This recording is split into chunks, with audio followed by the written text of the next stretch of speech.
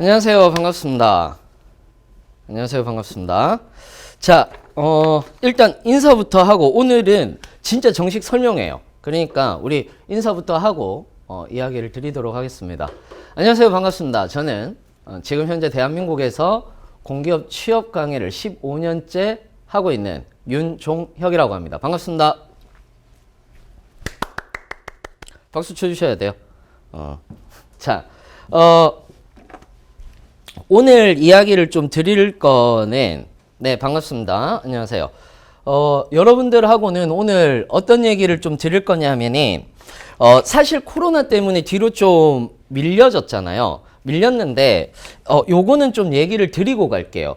여러분이 이거에 대해서 굉장히 고민도 많고, 그 다음에, 힘드신 부분들을 알고 있어요. 그러니까 힘드시죠. 왜냐하면, 시험이라도 한번 쳐보시면 좋겠는데, 자소서도 한번 써서 이제 하면 좋겠는데, 그것 자체가 좀 힘드신 거잖아요. 그런데 제가 왜 아까 잠깐 우리 오프닝 할 때 5월, 6월 달 되면 되게 바쁘실 거예요 라고 이렇게 얘기를 드렸잖아요. 근데 대부분 만약에 밀리게 된다면 이게 사회적 거리두기가 언제까지 될지는 모르겠어요. 근데 4월 정도까지가 된다면 실제로 5월이나 6월 정도에는, 그러니까 원래는 중반기라고 얘기를 하는 것이 없고 몇몇 공기업들이 중반기 채용을 했었거든요. 그런데 이제는 5월, 6월 달에 이제 필기 시험이 아마도 굉장히 많아질 것으로 예상을 할 수밖에 없어요.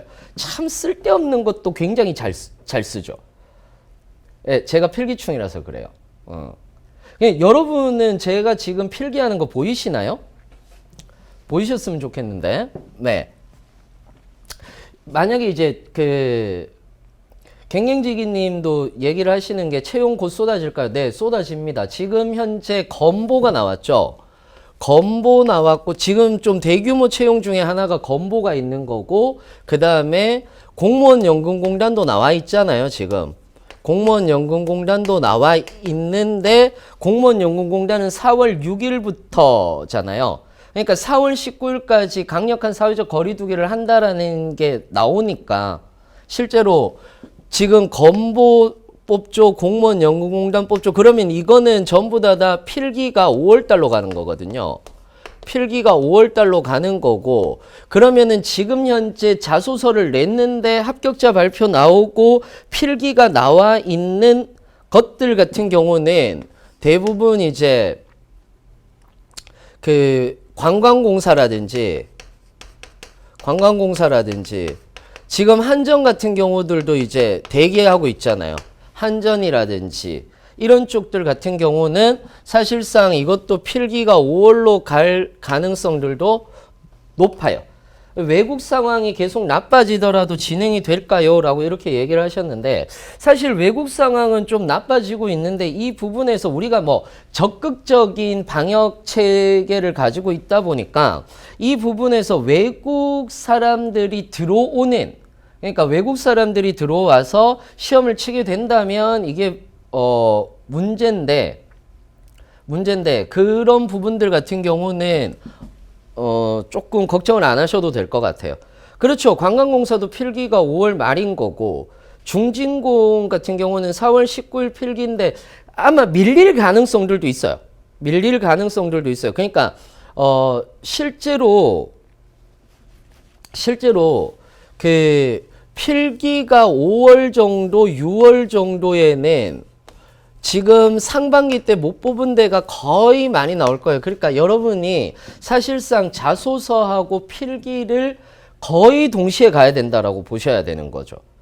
왜냐하면 공기업 자체가 정상화, 그러니까 채용 자체를 정상화로 가게 된다면 하반기 정도에는 사실상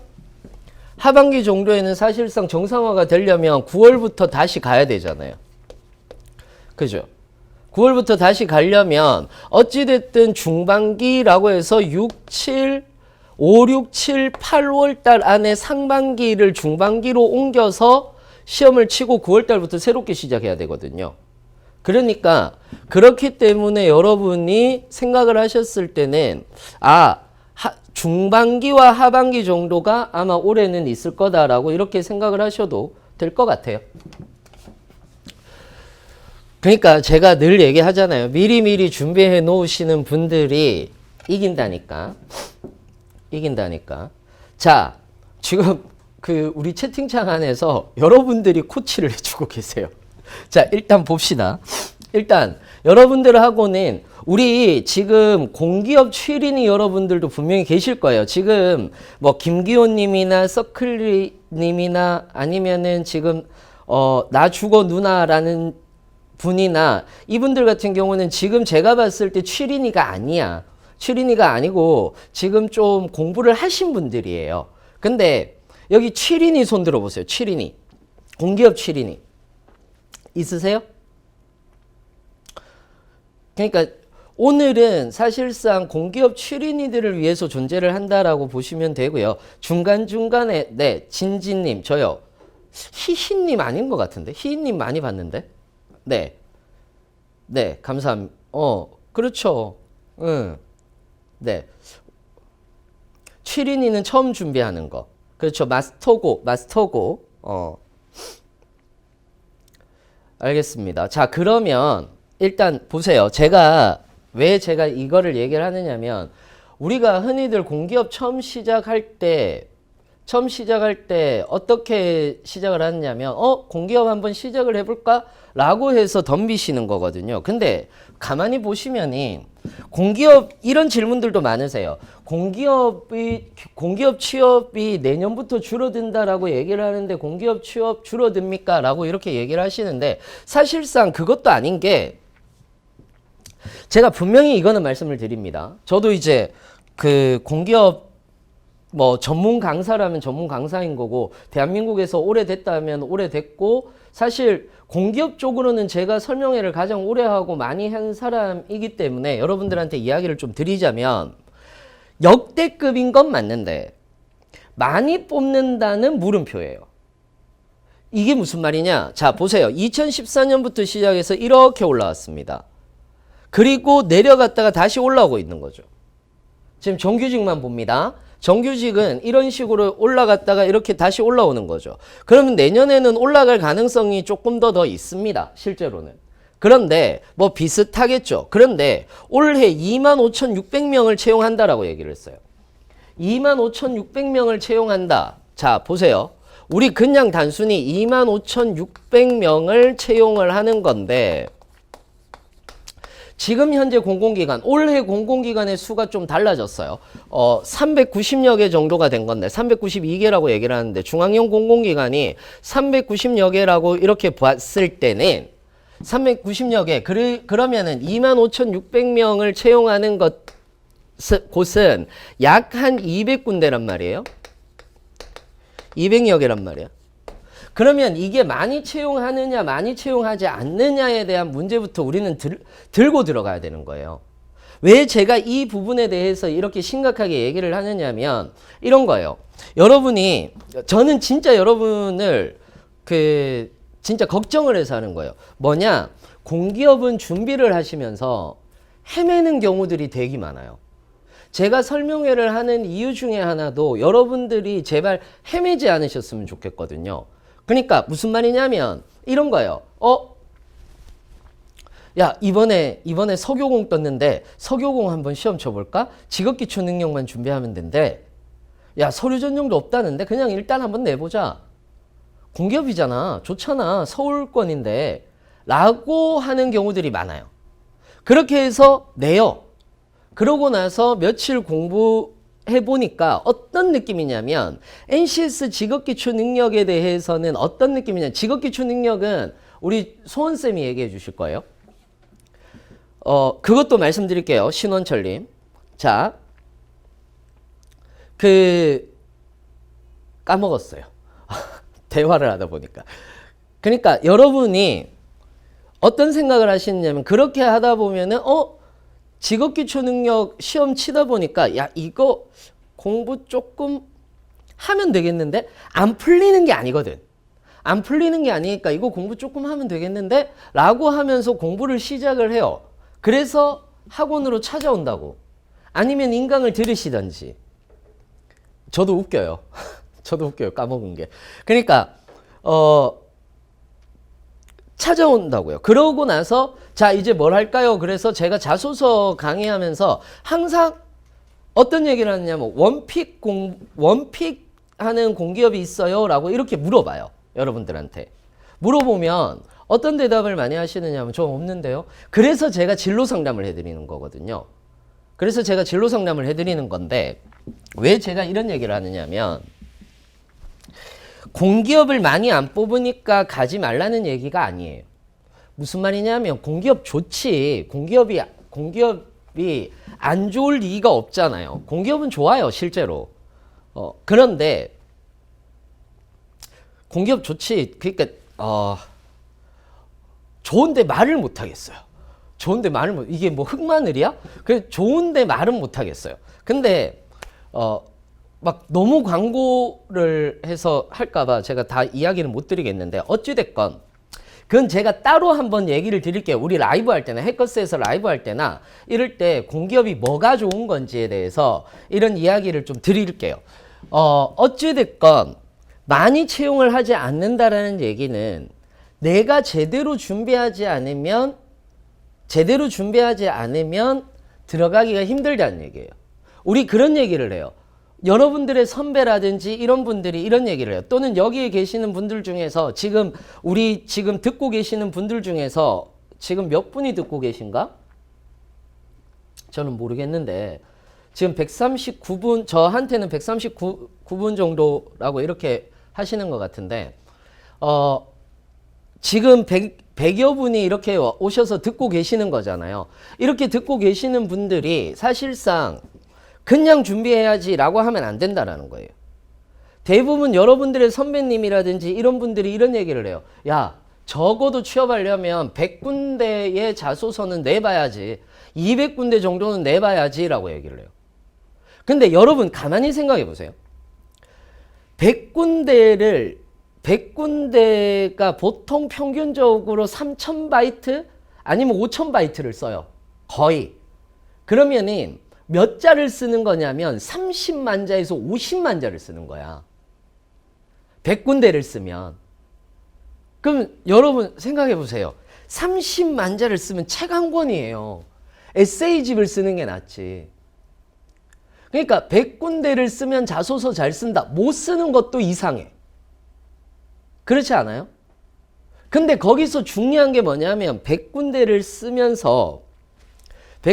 쓰면 된다라고 얘기하지만 이젠 그렇지 않다니까. 여러분 제가 뒤에 가서도 보여드리겠지만은 우리 직무적합도라고 얘기를 하는 거 들어보셨죠? 직무적합도라고 얘기하는 거 들어보셨을 거예요. 들어보셨죠? 자, 직무적합도라고 얘기를 하는 게 두 가지가 있단 말이에요. 대기업에서 얘기하고 있는 직무적합도라는 것과 그리고 공공기관에서 이야기를 하는 직무적합도라고 얘기를 하는 것 두 가지가 있단 말이에요. 그러면은 대기업에서 얘기하는 직무적합도라고 얘기를 하는 것은 무엇을 얘기를 하는 거냐면 대기업 같은 경우에서는 직무 분석이 되어 있어야 되고 직무 분석. 그러니까 내가 마케팅이면 마케팅. 요즘에는 마케팅도 세분화되잖아요. 얼마 전에 제가 한동대학교 라이브 강의를 하는데 어떤 분이 직무에 대해서 뭘 물어보시느냐면 건설 쪽의 BIM에 대해서 물어보시더라고요. 전 깜짝 놀랐어요. BIM이 뭐냐 하면은 빌딩 인포메이션 모델이거든요. 그러니까 이걸 하려면 조경이라든지 이런 것들을 다 알아야 되는 부분들이에요. 그래서 직무에 대한 세분화 되어서 여러분들이 공부가 돼야 되는 거고 플러스 이 대기업이 가지고 있는 방향성, 그러니까 산업에 대한 분석이 돼야 되는 거예요. 그걸 뭐라고 얘기를 하느냐면 직무적합도라고 얘기를 하는 거고 얘들을 어디서 보고 있는 거냐면 1차 서류 전형과 그 다음에 3차 면접 전형에서 본단 말이에요. 그러면 공공기관이라고 얘기를 하는 것 자체는 공공기관 오늘 왜 이렇게 필기를 잘 못하지? 자, 공공기관이라고 하는 것 자체는 무엇을 얘기를 하는 거냐 하면 공공기관은 공공기관은 직무가 순환된단 말이에요. 기술이면 기술 쪽 직렬로 뽑고 뭐 이제 뽑는 거는 있죠. 사무면 사무 전체를 뽑는단 말이야. 거기서 홍보도 하고 마케팅도 하고 이런 식으로 된단 말이에요. 그러면은 공공기관 같은 경우에서 직무적합도라고 얘기를 하는 것은 뭐냐면 그 회사의 방향, 그 다음에 플러스 정부의 정책, 그리고 이거에 대한 근거될 수 있는 것에 대한 법률, 이걸 직무적합도라고 그래요. 이걸 직무적합도라고 이렇게 얘기를 해요.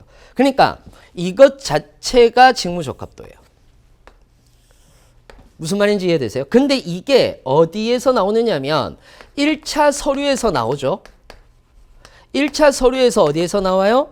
자소서에서 나오죠. 그래서 제가 이 얘기를 하는 거예요. 뭐를 얘기를 하는 거냐면 1차에서부터 3차까지 회사의 외부 환경과 회사 사업, 회사의 정책, 정부의 정책에 대한 것들을 우리는 알고 있어야 되는 건데 이게 어디서 나옵니까? 자소서에서 나오죠. 두 번째는 어디서 나와요? 2차 필기에서도 나와요. 2차 필기에서 이번에 건보 같은 경우에서 건보법 나오죠. 요양법 나오잖아요. 또는 만두님께서 어른글씨라고 하시는데 왜? 그렇죠. 어른글씨입니다. 저는 어른이니까요. 어른이니까요. 그러니까 2차 필기 같은 데서는 NCS 직업기초능력, 그러니까 직업기초능력의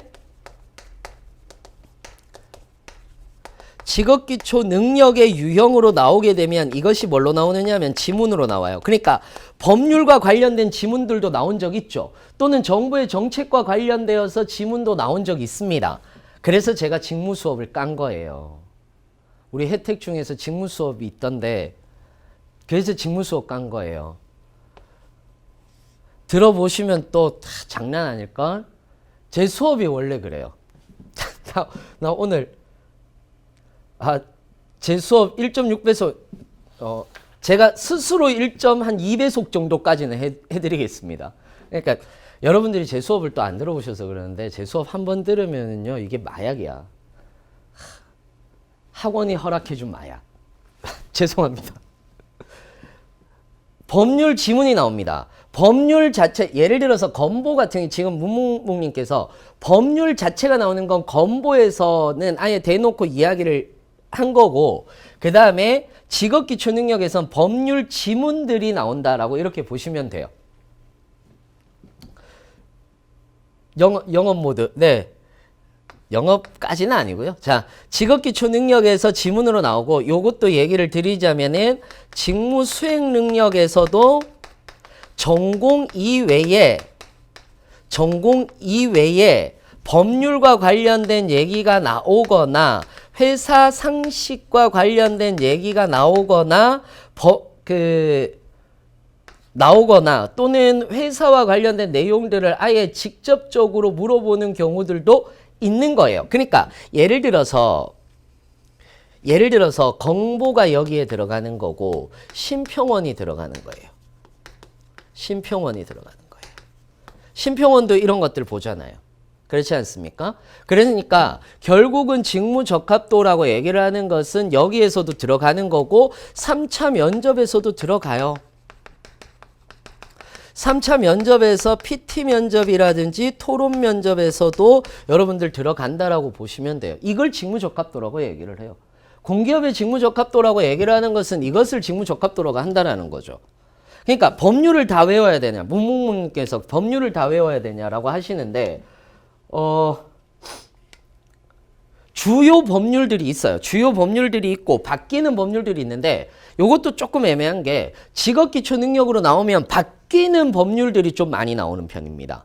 예를 들어서 도로교통법 같은 경우에서는 이번에 바뀐 뭐 49조라든지 이런 것들이 나오는 거고, 만약에 직무수행 능력이다라고 얘기를 해서 건보 같은 경우에서 나오는 경우에서는 대부분 이제 법률을 좀 외워야 되는 부분들이 있죠. 아예 이제 법률을 통째로 내는 거니까. 물론 이제 개인정보 보호와 관련돼서 바뀐 부분들이 있는데 벌칙이라든지 또는 건보법 중에서 이제 보험료라든지 보험률이라든지 이런 것들을 여러분들이 보시면은 됩니다. 네, 법률 자료집은 주는 걸로 알고 있어요. 이런 거는 매니저님이 알아서 얘기해 주세요. 이런 거는. 저 지금 제 강의 홍보 한번 했다가 지금 크크크기 몇 개가 올라갔는데. 자, 일단 2020년에 그렇다면 이제 중요한 것들 몇 가지 이야기를 좀 드리도록 하겠습니다. 그러면 자, 보세요. 우리 직무적합도 하나 했어요. 그죠? 두 번째. 여러분들이 가장 많이 얘기하는 것 중에 하나가 뭐냐면 지역인재 채용이에요. 지역인재 채용이다라고 이렇게 얘기를 하는데 지역인재 채용에 대해서 이야기를 잠깐 드릴게요. 자, 지역인재 채용도 여러분들이 확인을 해야 되는 게 우리가 지금 현재 지역인재 채용은 24%까지야. 24%까지인 거거든요. 자, 이것도 여러분들이 알고 계셔야 돼요. 알고 계셔야 되는 것 중에 하나가 자, 보세요. 24%를 제한 경쟁시키나요? 아닙니다. 저는 지역인재라고 얘기를 하는 것은 이것도 써드릴까요? 이거 잘 안 보이시죠? 자, 지역인재 인정 범위는 해당 공공기관 소재지 대학이에요. 그러니까 대부분 공무원이 아니란 말이야. 공무원이 아닌 건데 그러니까 공무원이 아니기 때문에 해당 지역의 소재지에 대한 대학을 나오면은 지역인재, 즉 수도권에 내가 주소가 있다고 하더라도 나는 지역에서 대학을 나왔다. 그러면 지역인재예요.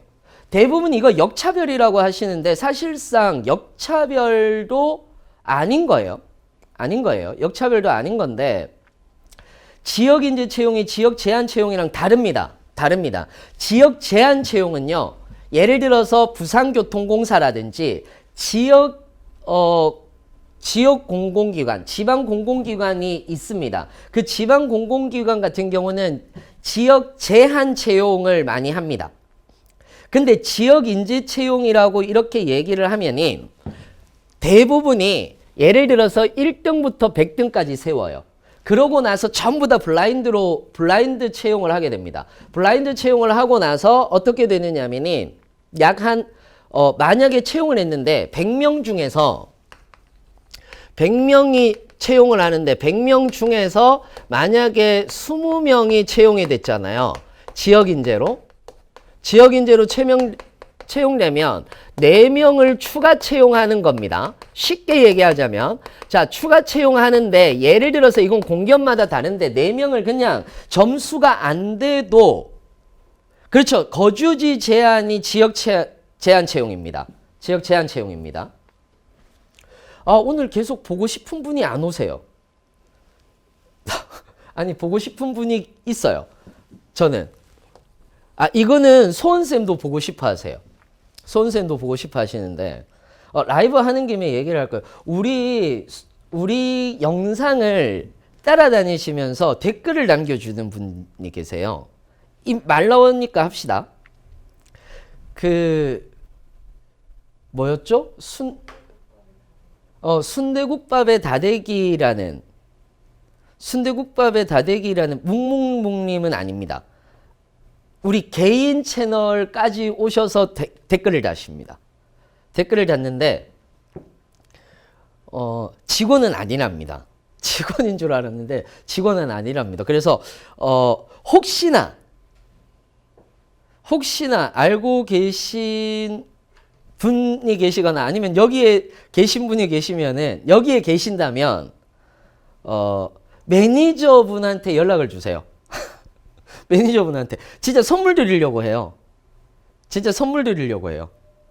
그래서 너무 고마워서. 맞아요, 김영철님. 영어로 순대국밥 다대기 맞아요. 네. 김영철님도 아시네? 네, 맞아요. 네, 묵묵묵님 감사합니다. 댓글 남겨주세요. 그분이 너무 궁금해요. 언니 생일 쌤팬, 네, 감사합니다. 네. 아니, 근데 너무 댓글을 잘 남겨주셔가지고, 우리 뭐 선물이라도 하나 드릴까 싶어가지고, 네.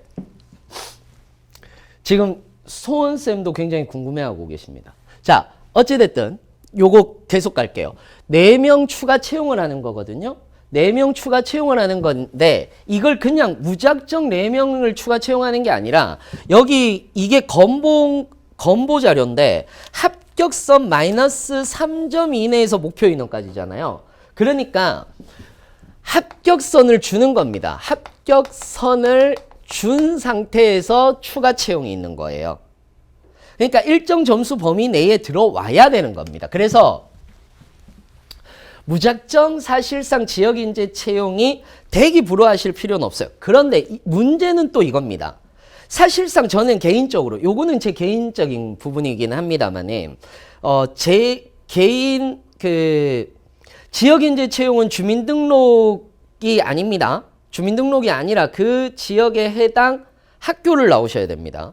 자, 일단은 제가 개인적으로 이제 보게 되면은 어떤 얘기를 좀 해드리냐면 이런 얘기를 좀 해드리는 거예요. 꼭 그렇다면 지금 우리 저한테 집중해 주세요.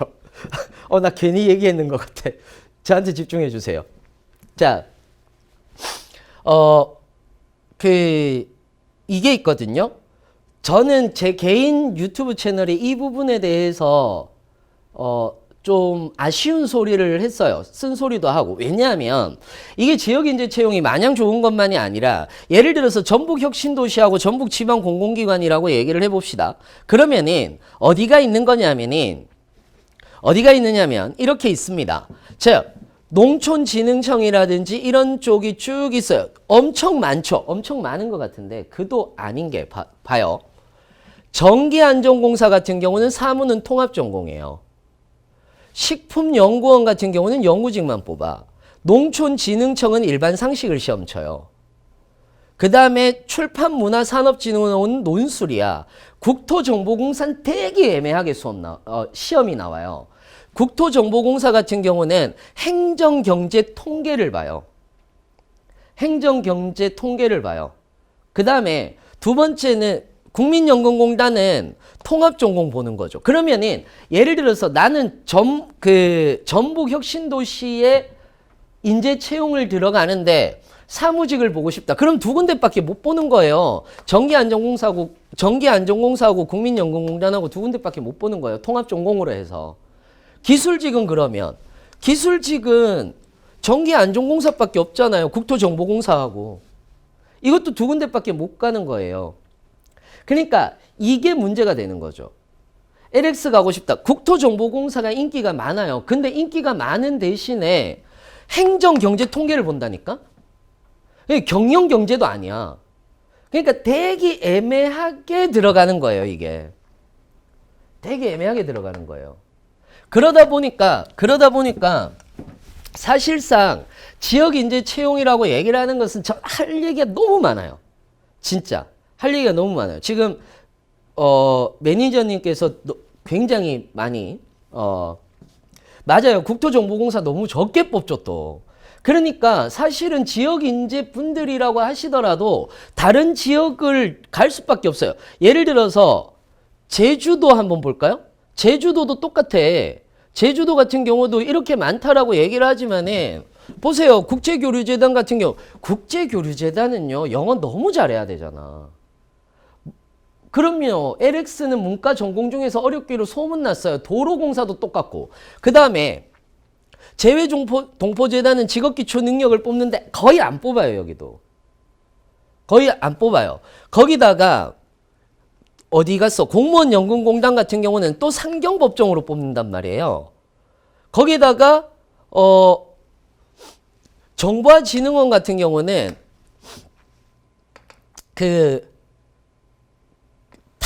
탑픽 IT라는 게 있어요. 탑 IT라는 게 있어요. 그러니까 이것도 우리는 새로운 영역인 거거든요. 그러니까 여러분 보시면은 아시겠죠. 이게 지역인재 채용이라고 해서 완전히 좋은 건 아니에요.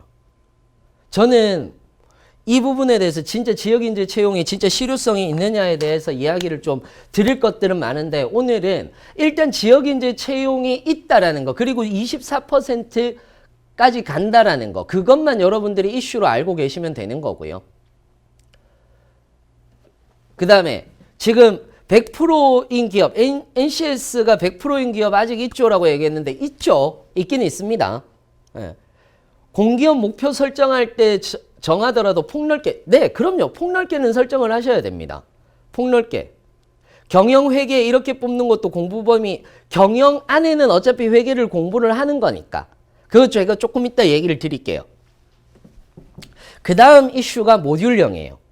모듈형이라고 얘기를 하는데, 모듈형은 그냥 간단하게 얘기를 드릴게요. 어차피 이 부분에 대해서는 우리 소은쌤께서 얘기를 좀 더 하실 테니까, 모듈형이라고 얘기를 하는 것은 지식기반형 문제예요.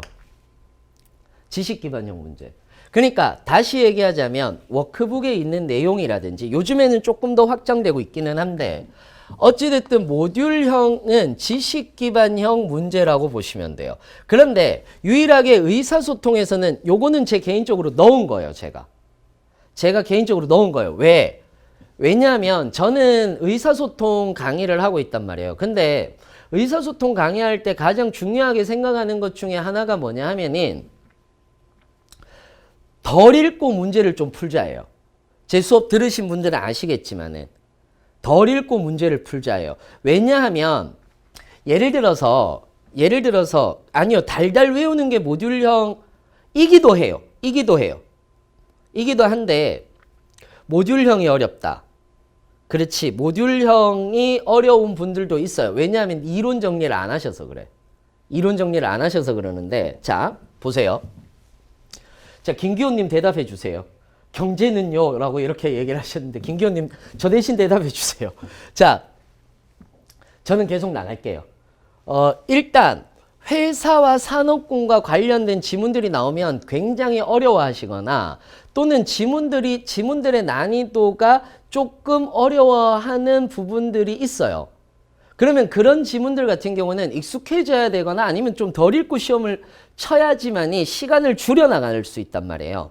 그렇기 때문에 그런 것들까지 같이 넣자라고 얘기를 하는 거고, 그 다음에 여러분이 왜 모듈형이 어렵다라고 얘기를 하느냐면 조직이의 정보, 직업윤리, 기술, 대인관계, 자기개발을 공부를 안 해요. 실제로 공부를 안 하세요. 왜 공부를 안 하느냐? 이거 제가 이거는 사실 여러분 제 캐릭터는 어떤가요? 네, 저의 답변을 김기호님한테 토스를 했습니다. 저는 수업 나가야죠.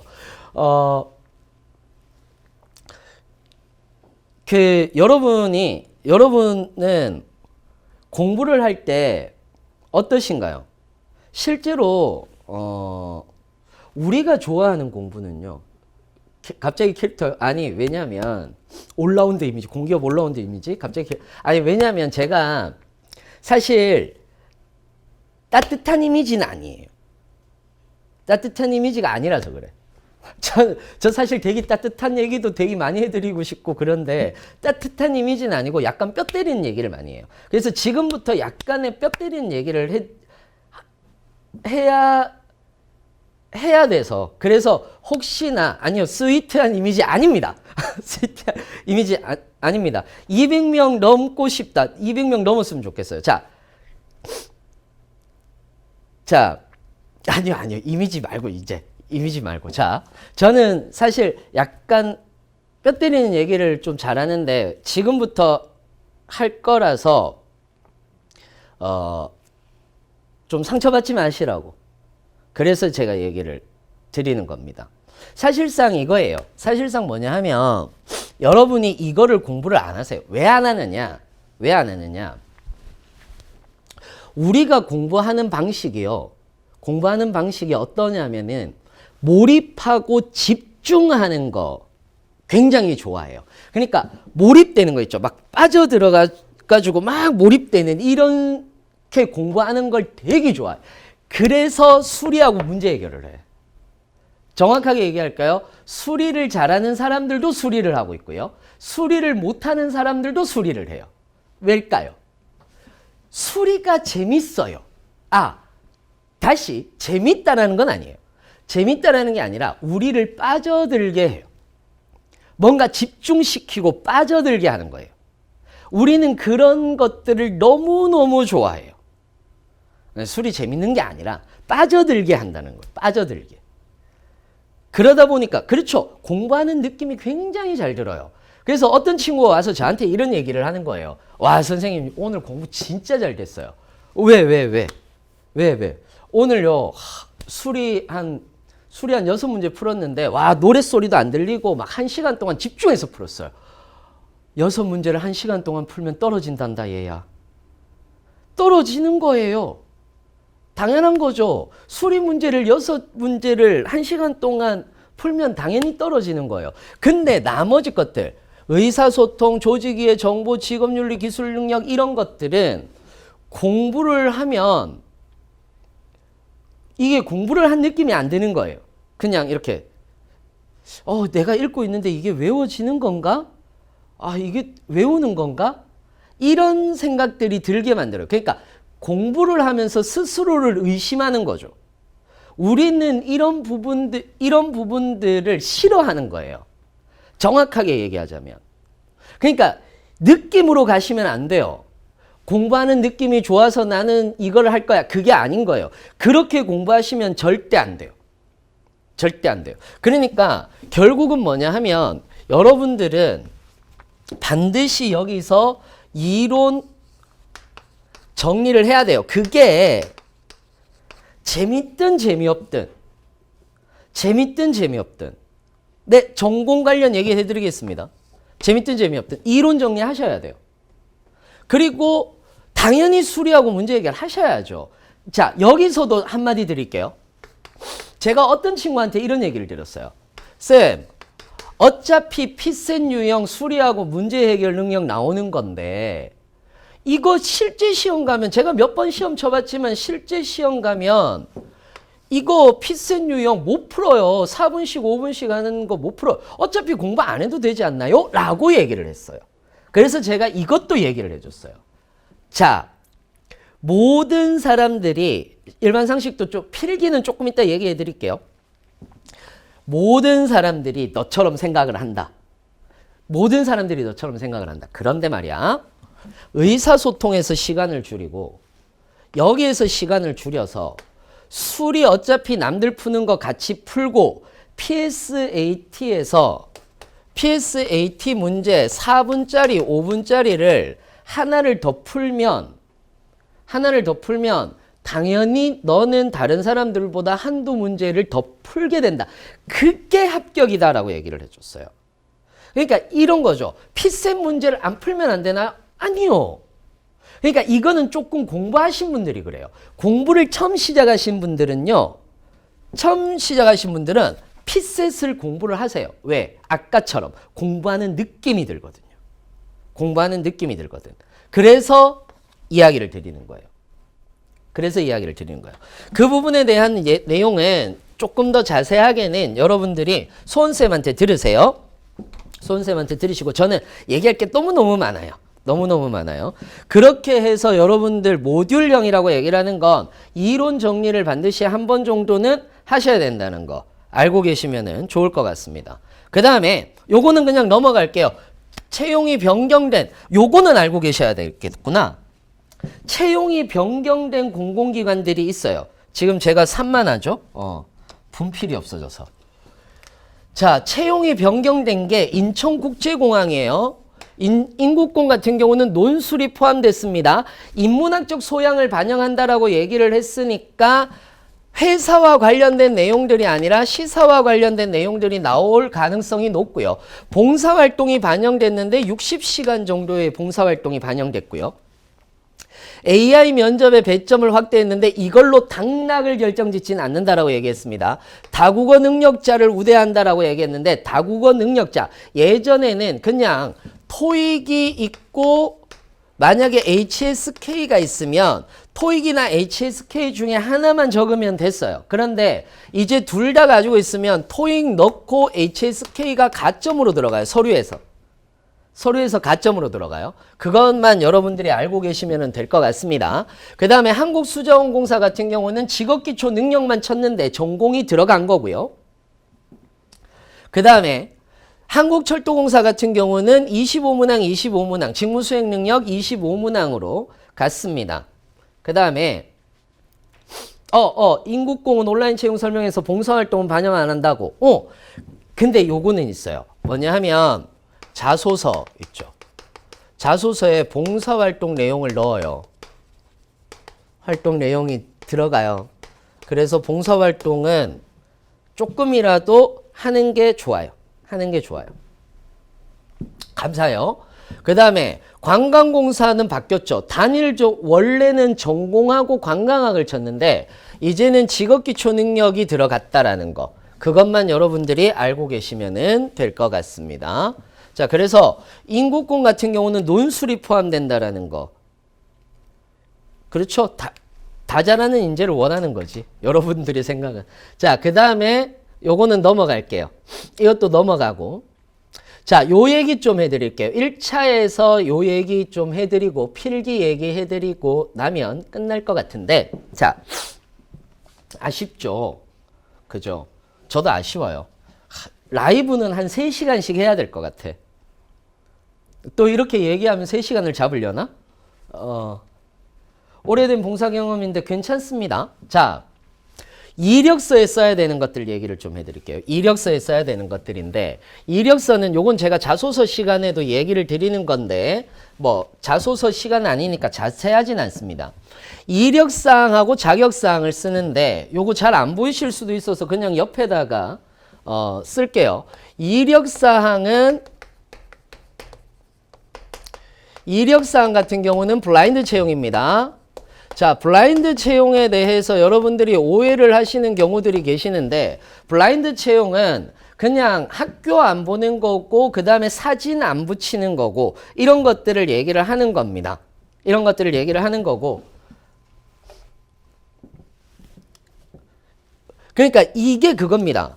여러분들 지금 말이 블라인드지라고 이렇게 얘기를 하시는데, 사실상 블라인드라고 얘기를 하는 것은 얼굴 안 보는 거고 부모님 안 보는 거예요. 부모님 안 보는 거고 학벌 안 보는 거예요. 그러니까 쉽게 얘기하자면 우리가 우연히 얻은 능력을 통해서 차별받을 수 있는 것들, 차별이 되고 있는 것들, 성별에 대한 것들이라든지 이런 것들을 차별하지 않겠다라고 해서 만든 게 블라인드예요. 이렇게 해서 만든 게 블라인드예요. 그러다 보니까 자격사항이 있는 거고, 이 자격사항, 그러니까 왜 제가 블라인드를 얘기를 하느냐면은, 블라인드라고 얘기를 하는 것은 자격사항을 안 본다가 아니야. 그래서 자격사항이 들어가는 건데, 이것도 제가 얘기를 드릴게요. 자, 토익은 요즘에 뭐 인국공이라든지 국제교류재단이라든지 이런 데를 가려면은 당연히 토익은 높아야 돼요. 그러니까 영어 자체가 직무적합도에 들어가는 경우들도 있어요. 그런데 중요한 건 뭐냐면 토익 점수는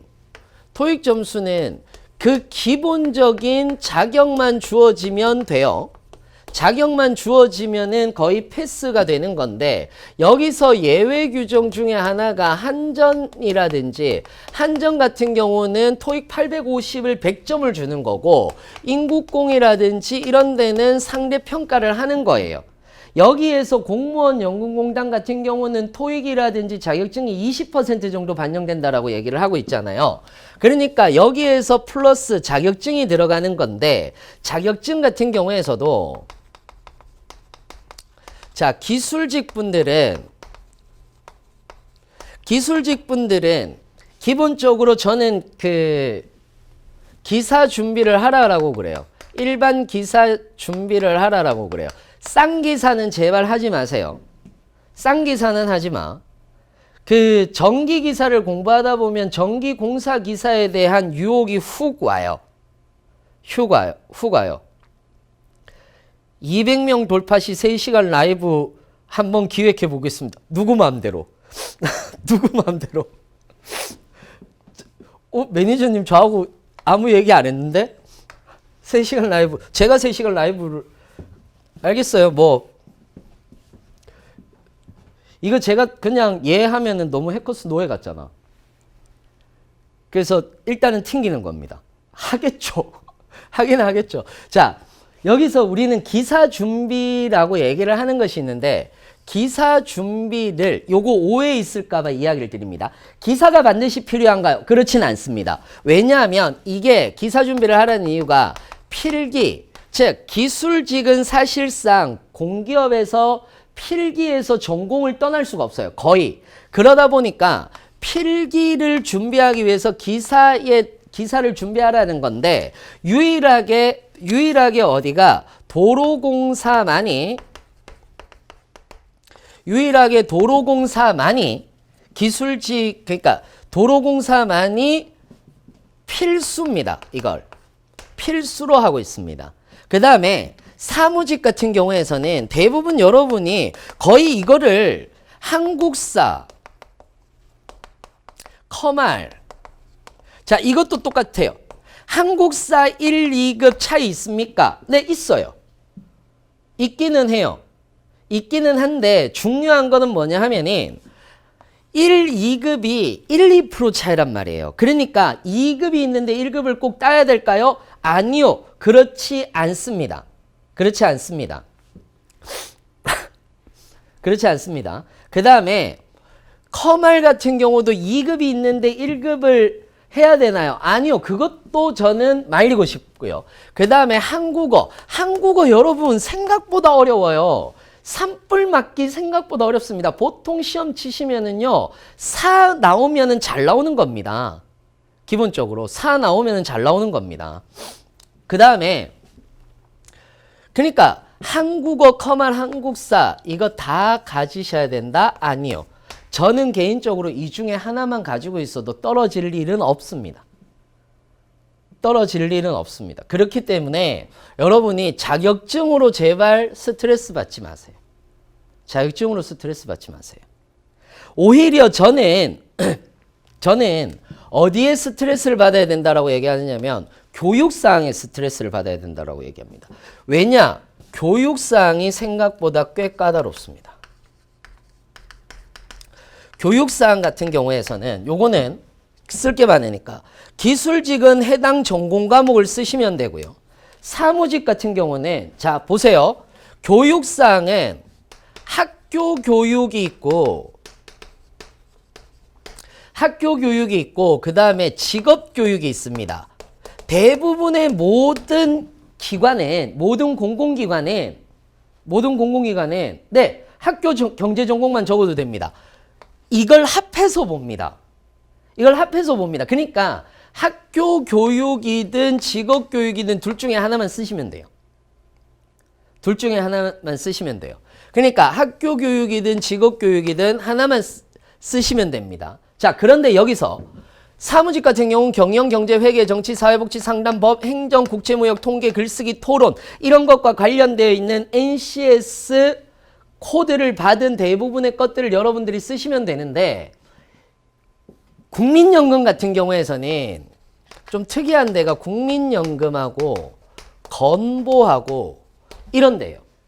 건보도 여러분 학교 교육 많이 써야 돼요. 직업 교육이나.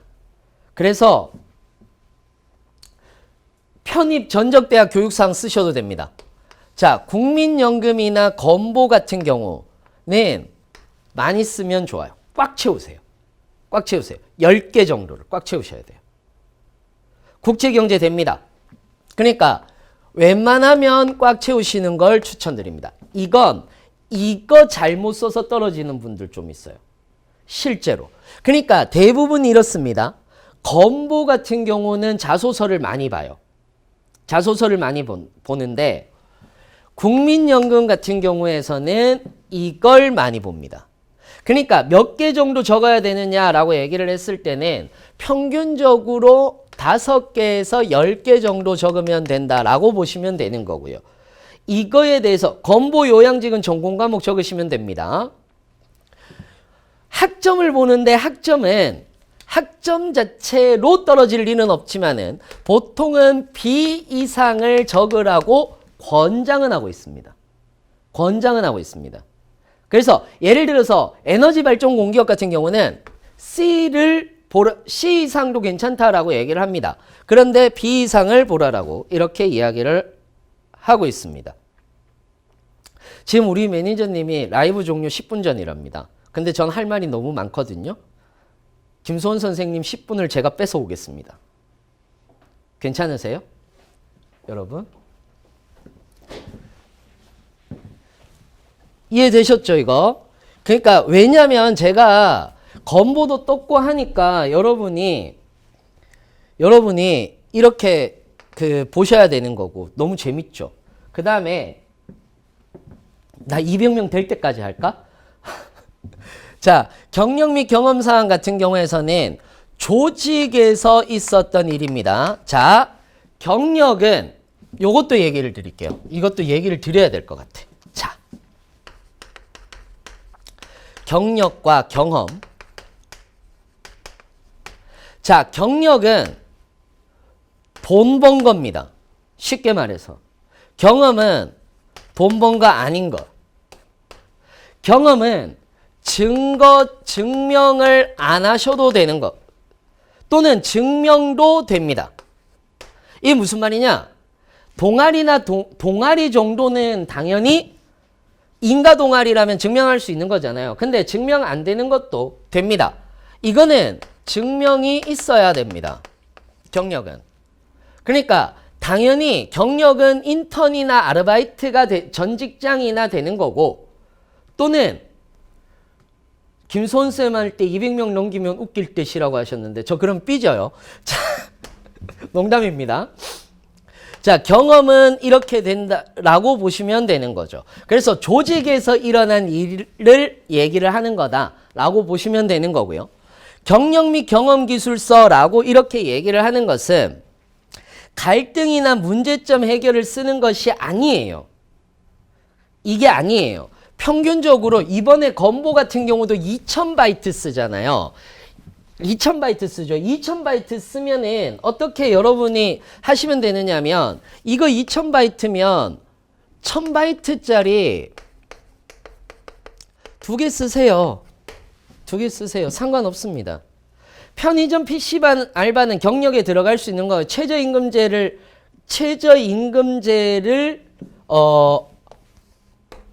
최저임금제 이상을 받으셨으면 됩니다. 이건 경력에 들어가긴 합니다. 그러니까 경력 및 경험상 기술서는 여기 안에 있는 것 중에 하나에서 2개의 경험을 서술하시거나 아니면 보고서 양식으로 쓰셔도 됩니다. 자, 이거는 대답해 드릴게요. 경력사항에 전 회사 상호명을 정확히 적어도 되나요? 예를 들어 제조기업 정도로 적어야 되나요? 자, 이것도 얘기를 드리자면은 원래 전 회사의 상호명은 아무 상관 없습니다. 원래는. 학교 직업 합해서 10개. 합해서 10개. 상관이 없는데 만약에 전 직장이 있다면 또는 상호명을 적지 말라라는 것이 있습니다. 무슨 말인지 이해되시죠? 상호명을 적지 말라라는 것들이 있습니다. 그러면 상호명을 적으시면 안 됩니다. 보통 1년 이상 해야 되죠. 상관없어요, 그건. 여기에 적을 때는 상관없습니다. 여기에 적을 때는 상관없습니다. 자, 근로장학생은 경험입니다. 근로장학생은 경험입니다.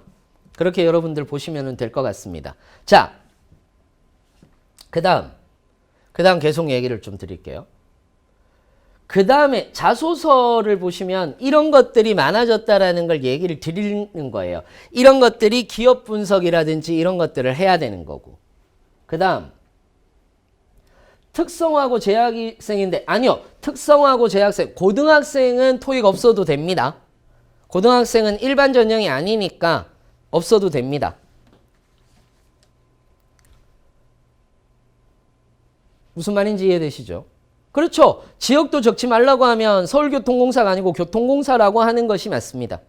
교통공사라고 하는 것이 맞습니다. 야, 여기서 누군가가 나가면 역적되겠는데요? 지금 모든 사람들이 일심합심해서 200명을 만들려고 하고 있는 것 같은데. 해외 인턴도 경력인가요? 네, 해외 인턴도 경력입니다. 그 다음에 지금 매니저님이 광역 도발을 하고 계세요.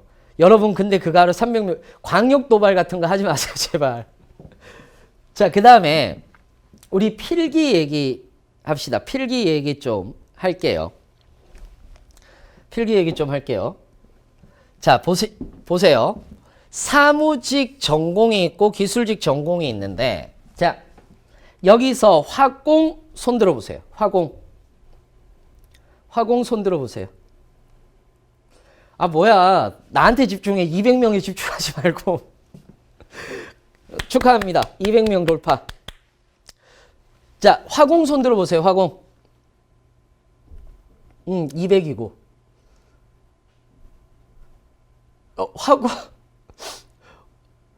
화공이 전혀 관심이 없으신데 지금 200명 돌파했는 거에만 관심이 있으시고 저한테 좀 집중해 주세요. 아, 너무 웃겨요. 너무 웃겨요. 이거 설명해 드리려고요, 지금. 사무직에 대해서. 기술직부터 얘기를 좀 드리려고요.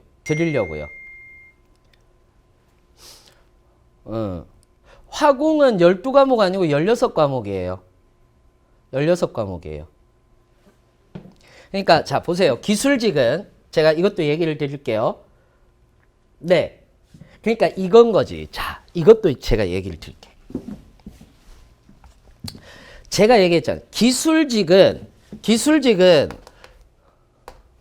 어차피 기술직은 전공을 못 벗어나요. 그런데 전공을 못 벗어났는데 여기에서 중요한 부분 중에 하나가 뭐냐면은 전공을 내가 일반 기사 필기 문제로 볼 것이냐 아니면 공무원 문제 유형으로 볼 것이냐 라는 것이 있는 거예요. 대부분은 일반 기사 필기 문제로 나오나 유일하게 거의 도로공사만 공무원 문제 유형으로 나와요. 공무원 문제 유형으로 나온다라고 얘기를 하는 것 자체는 지역적인 문제까지도 나오는 거기 때문에 토목이나 기계, 전기, 전자, 통신 쪽 이런 쪽들 같은 경우에서는 공무원 문제까지도 같이 보실 필요가 있다라고 이야기를 드리는 거고 화공 같은 경우에서는 저는 개인적으로 화공은 다른 분들은 제가 대기업 같이 준비하라고 얘기 안 해요. 근데 화공만 대기업 같이 준비하라고 이렇게 이야기를 해요. 이야기를 하는데 화공기사, 수질기사, 대기기사 과목을 다 보는 거예요. 그게 거의 16과목이 되거든요. 그러니까 이게 너무 사람을 잡는 거지. 이게 너무 사람을 잡는 건데 근데 웃긴 게 그러다 보니까 여기에 장수생들이 많아. 화공 쪽에서. 그래서 처음에 덤비려면 생각보다 굉장히 길게 준비해야 된다라고 생각하고 여러분들이 보시면 돼요. 보셔야 돼요. 이거는. 컴공은 공기업이랑 대기업이랑 같이 준비해도 되나요? 컴공 같은 경우는 전산 쪽이잖아요. 근데 아니요. 그렇게 하지 마세요. 진짜 화공은 사람 잡아요. 폐기물도 나와요. 그러니까 폐기물도 나오고 하다 보니까 이게 사람을 잡는 거야, 이게. 그나마 환경은 적게 뽑기는 하는데 수질기사나 대기기사 2개를 한단 말이에요. 그래서 저는 화공 쪽 분들은 진짜 길게 생각하시면은 하시는 게 좋을 것 같아요. 그 다음 사무예요. 자, 사무직이에요. 사무직 같은 경우는 자, 이야기 드릴게요. 통합 전공이 있고 전공으로 여러분들이 공기업을 선택을 하셔야 돼요. 예를 들어 기술직 같은 경우에서는 에너지 발전이나 전산 제외 에너지 발전이나 아니면은 SOC 쪽이 메인이 돼서 갈 수밖에 없어요. 그런데 사무직 같은 경우는 예를 들어서 통합전공이야. 통합전공이라고 얘기를 해서 경제, 경영, 법, 행정을 다 보는 거예요. 경제경영 법 행정을 다 보는 데가 메인인 데가 국민연금이 있고 그 다음에 근로복지공단이 있단 말이에요. 근데 여기에서 조금 더 이게 통합전공인 거죠. 그러니까 국민연금공단이라든지 근로복지공단이 있단 말이야. 여기에서 이제 플러스해서 내가 법까지 공부해서 건보는 어차피 전공이 없으니까 4대 연금 쪽은 내가 통합전공을 공부를 하셔야 돼요. 통합전공을 공부를 하셔야 되는 거예요. 무슨 말인지 이해되세요? 여기에다가 만약에 내가 하신다면 직업기초 능력만 보는 곳들까지도 여러분들이 넣으셔야 되는 거고, 만약에 상경과 상경통합이나 법정통합 같은 경우는 물론 상경통합이 좀 좋아요. 더 많아요. 많은데 상경통합인 것 같은 경우에서는 에너지 발전 자회사, 그렇다고 해서 에너지 쪽만 다 볼 수 있느냐? 그것도 아니에요. 가스공사라든지 이런 데는 단일 전공이란 말이야. 그러니까 여기에서 SOC 중에서 도로공사 SOC 중에서 도로공사 이런 쪽, 그 다음에 아까 공무원연금공단 이런 쪽이 대부분 상경과 법정으로 나눠지는 거거든요. 그러니까 상경과 법정 같은 경우는 메인이 어디냐 하면 에너지 자회사가 거의 메인이에요. 제일 많이 보니까. 가스공사 한 6월 달에 뜨지 않을까요? 자, 이렇게 되는 거예요. 그러면 단일 전공은 어떠하냐? 단일 전공은 어떠하냐? 단일 전공, 금복 곧 있으면 뜰 것 같은데? 제가 점쟁이가 아니잖아요. 제가 점쟁이가 아니잖아요. 그러니까. 자, 단일 전공 같은 경우에서는, 단일 전공은 가스공사, 혹은 SOC 공기업이 많아요. 그러니까 SOC, 그러니까 수출입은행이나 이런 데는 제가 뺐어요, 지금. SOC가 많은데 여기에서 단일 전공이 많은 데가 또 금융이야. 그럼 내가 금융을 넣을지 말지를 고민하는 것도 중요한 거고, 여기에서 예를 들어서 신보라든지 아니면 IBK라든지 이런 쪽 같은 경우는 어차피 IBK는 전공이 없고 금융 쪽만 들어가는 거고, 그 다음에 경영회계는 단일 전공으로 봐야죠. 단일 전공으로 봐야 되는 거고, 신보 같은 경우는 통합 전공이란 말이에요. 근데 저는 신보를 가고 싶습니다. 그래서 저는 금융을 하고 싶습니다면 안 되는 거예요. 무슨 말인지 이해되세요? 그러면 안 되는 거예요. 왜? 신보는 통합 전공을 보고 있고, 그 다음에 어디? 기술 신용보증 같은 경우는 단일 전공을 보고 있는데, 지금 단일 전공을 같이 준비하나요? 직무랑 상관없다는데 대기업 공장 알바도 경력에 들어갑니다. 그러니까 이게 내가 건강보험을 냈으면 경력입니다.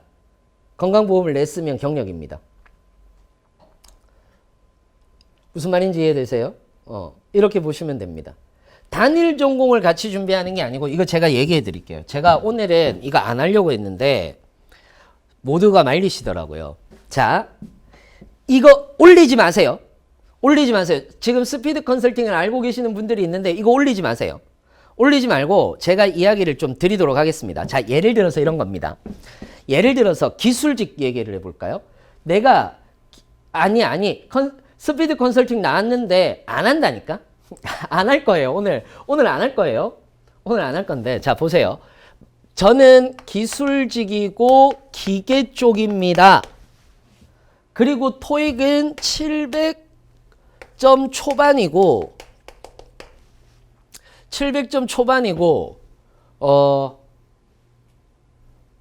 기사 하나 들고 있습니다. 라고 얘기를 했다고 쳐. 그러면 기계 쪽이면 생각해 보세요.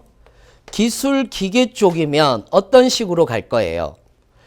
기계면 SOC 쪽이 많이 뽑거든. SOC 쪽이 많이 뽑는데 중요한 건 SOC 중에서 인국공이라든지 또는 한국공처럼 영어를 많이 보는 곳은 못 가잖아. 그러면 발전 자회사가 기계를 많이 뽑는단 말이에요. 발전 자회사 5개 하고 그 다음에 에너지관리공단하고 어차피 기계 쪽으로 한전은 안 뽑는단 말이지. 한전은 안 뽑으니까 발전 자회사 5개, 에너지관리공단, 에너지 쪽을 메인으로 둬서 가스공사까지 같이 가는 거예요. 여기에서는 같이 가는 거예요. 그 다음에 여기에서 이제 수자원 넣고 코레일 넣고 이렇게만 하더라도 5개, 6개, 7개, 8개, 9개잖아. 10개 정도를 맞출 수 있다라는 거예요. 그러니까 이 스펙으로도 갈 곳은 있어. 그런데 예를 들어서 사무직이라고 쳐. 사무직인데 저는 사무직이고 경영 비전공자고 700대 초반에 한국사 하나 있습니다. 그럼 이제 제가 물어봐요. 어떤 걸 물어보느냐면은 이런 얘기를 하는 거죠. 700대 초반에 한국사 있고 비전공자예요. 그러면 저는 이런 얘기를 하는 거죠. 오케이. 전공 공부 하실 수 있어요? 근데 여기에서 전공 공부는 단일 전공을 추천은 안 드려요. 뭘 추천드리겠어요? 이거 통합 전공. 근데 저는 공부를 한 번도 안 해봤어요. 이렇게 얘기를 하잖아요. 그럼 저는 공부를 한 번도 안 해봤어요. 그럼 전공하지 마세요. 이렇게 가는 거예요. 무슨 말인지 이해되세요? 그러면 전공하지 마세요. 일단 그러면 봉사활동은 있으세요? 네, 봉사활동은 있어요. 나 오늘 원맨쇼 하네. 봉사활동은 있어요. 라고 이렇게 얘기를 하면은 어디? 예를 들어서 LH공사라든지 이런 곳들 같은 경우는 지금 전공이 없어지는 추세잖아요. 그러니까 LH공사나 아니면은 어디? 적십자나 건보 건강보험법 정도는 공부할 수 있는 거지. 그 다음에 건보라든지 그 다음에 국립공원관리공단이라든지 인터넷진흥원이라든지 인터넷진흥원 안 되겠구나. 자, 어찌됐건 국립공원관리공단이라든지 이런 식으로 쭉 가는 거예요. 이해되세요? 비전공자가 이게 사람마다 다르다는 거예요. 사람마다. 그래서 이 부분은 여러분들이 생각을 쭉 해봐야 되는 거예요. 그러면 여기에서 이거에 대해서 직업기초 능력만 치는 곳을 내가 보는데 여기에서 이제 예를 들어서 한국사는 공부 좀 했어요? 영어는 좀 하나요? 영어 독해는 공부를 할 수 있나요? 그거 공부할 수 있으면 산업인력공단 들어가는 거고 저 한국사 못하겠는데요? 그러면 산인공 빼는 거고 이런 식으로 가야 되는 거예요. 강의 언제까지 하냐고요? 그렇죠. 그 인력공단 같은데 지금 5분 정도 남았답니다. 저한테 5분 정도 더 주셨어요. 그래서 이런 식으로 간다라고 보시면 됩니다. 이해되셨나요? 이런 식으로 여러분들이 보시면 되는 거예요. 그러니까 소위 말해서 스피드 컨설팅이다라고 얘기를 하는 이유는 제가 그 얘기를 다 이걸 가지고 뭐 어디를 갈 수 있다가 아니에요. 이런 쪽으로 공부를 해서 방향을 잡으시면 됩니다라고 얘기를 하는 거예요. 일반 상식 진짜 간단하게 얘기 드리면은 일반 상식 같은 경우에서는 일반 상식은 여러분이 생각을 하셨을 때 이렇게 생각을 하시면 돼요. 일반 상식은 처음에 공부하시잖아요. 문제에서부터 출발하셔야 돼요. 이론을 보시고 쭉 가시잖아요. 그러면 너무 힘들어요. 그래서 일반 상식은 문제를 풀면서 문제 한 문제를 오래 풀더라도 하시면 될 것 같아요. 비전공자가 경영회계 쪽으로 공부하려면 처음 무슨 책으로 공부해야 되나요? 자, 이것도 얘기를 드릴게. 뭐 어차피 나 홍보하는 거니까 홍보할래요. 해도 되죠? 해도 되죠. 자, 통합전공은 자 보세요.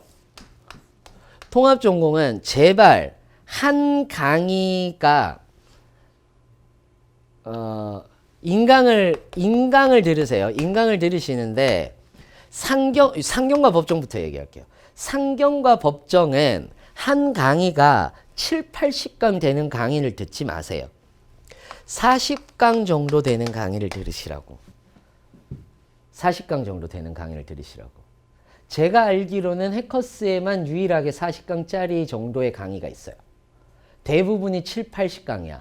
7, 80강, 100강 넘는 거 문제풀이하고 해서 100강 넘는 건 단일 전공 보실 때. 단일 전공.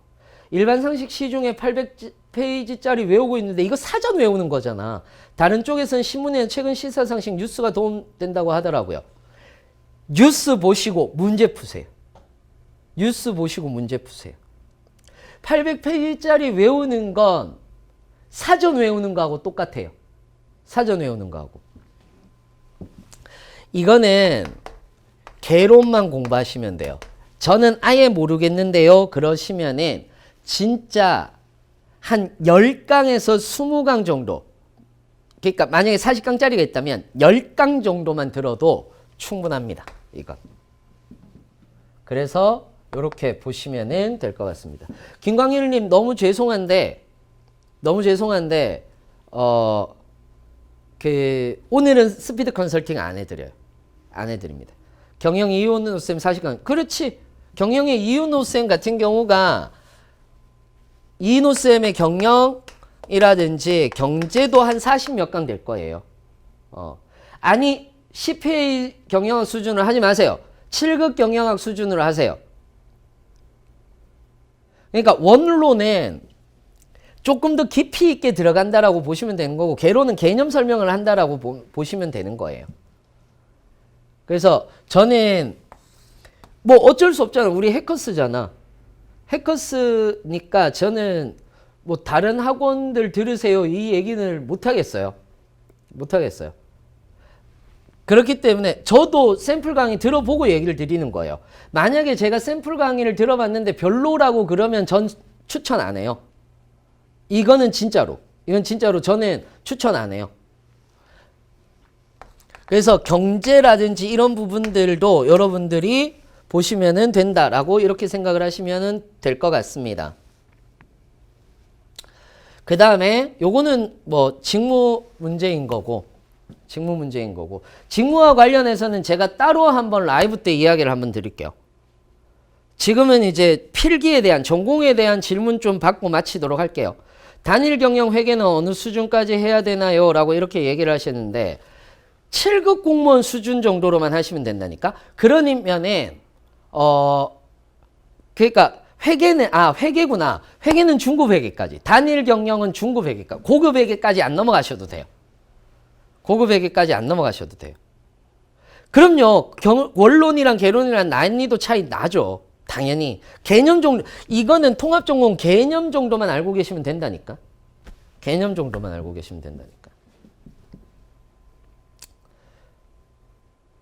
감사합니다. 원래는 면접을 해야 되는데 사실 제가 면접 강의를 잘 안 해요. 여러분들한테. 이거는 제가 좀 솔직하게 말씀을 드리는 건데 왜 이게 면접 강의를 안 하느냐면 종혁생 가지 마세요. 갈 거예요. 저 수업입니다.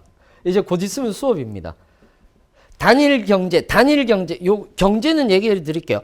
단일 경제 같은 경우는 정확하게 얘기하자면 단일 경제 같은 경우에서는 미시거시 국제경제까지 나온다고 보시면 되고요. 금융 쪽에서 A매치 같은 경우는 계량경제까지 나온다고 보시면 됩니다. 단일 전공, 통합 전공 어떤 걸 추천하시나? 전공자라면 단일 전공.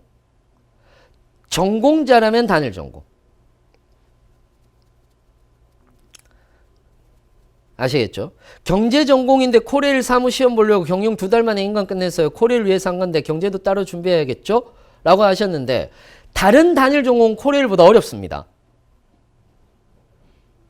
저한테 컨설팅 받으시려면 제 자소서 수업 들으시면 컨설팅 해드립니다. 교육사항 한 번만 대답해 주세요. 비전공자의 경우 사무직 교육사항은 보통 어떻게 하나요? 라고 이렇게 얘기하셨는데, 사무직 교육사항은 학교에서 들은 수업, 경제경영법, 행정, 상담, 그 다음에 글쓰기, 토론과 관련되어 있는 교양 전공 수업을 합쳐서 여러분이 적으시면 될 것 같습니다.